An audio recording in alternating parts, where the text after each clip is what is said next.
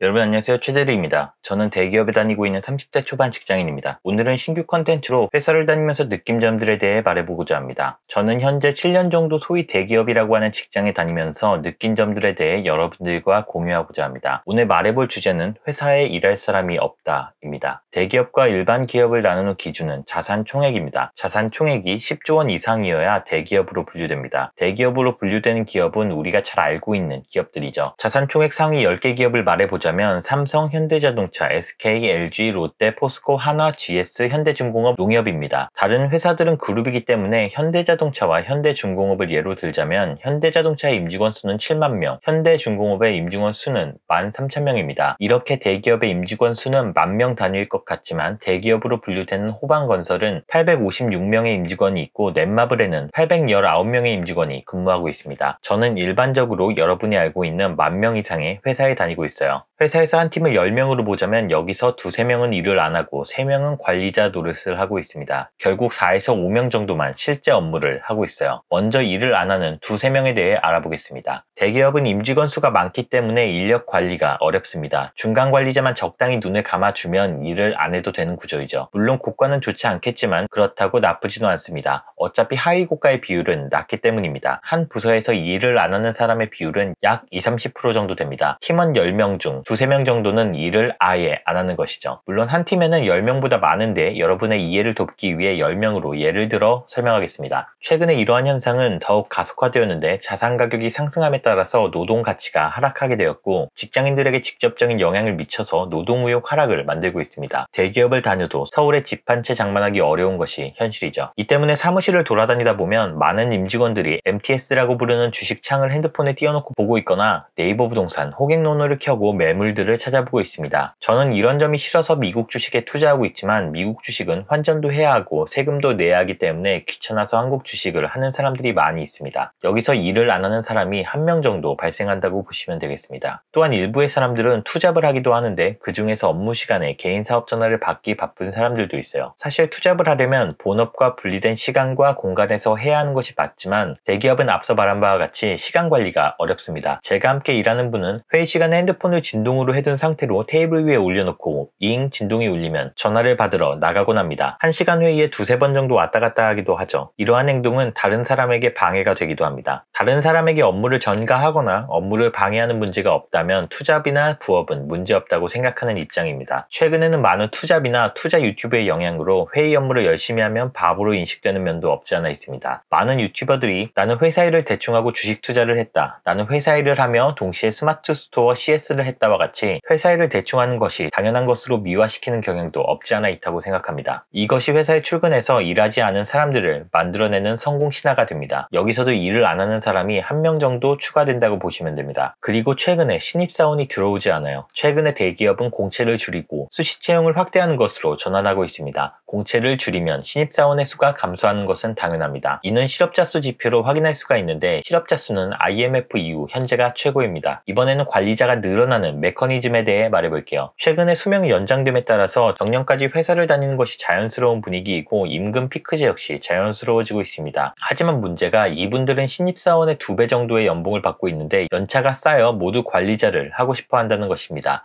자연스러운 현상이지만 결론은 실무자의 업무 과중으로 이어집니다. 위에서 나가는 사람은 없고 이분들의 임금이 증가하기 때문에 회사에서는 신입사원을 받을 수가 없습니다. 하지만 연차가 쌓이면 관리자가 되고 싶고 관리자가 생기면 그만큼 일을 할 사람이 없어집니다. 이렇게 역피라미드 구조가 만들어지게 되고 10명 중 3명은 관리자가 되어 있고 매년 증가할 것으로 예상합니다. 도대체 손은 누가 키울지 모르겠어요. 물론 현재 회사에 다니는 사람 누구의 탓도 아닙니다. 하지만 노동성 하락은 분명히 나타나는 현상입니다. 정리하자면 관리자는 늘어나고 신입사원이 안 들어와 일할 사람은 없고 자산가격 상승으로 노동의욕은 떨어져서 회사에 일할 사람이 없습니다. 지금 대기업에는 일할 사람이 없어요. 저는 내일도 회사에 출근해서 화이팅입니다.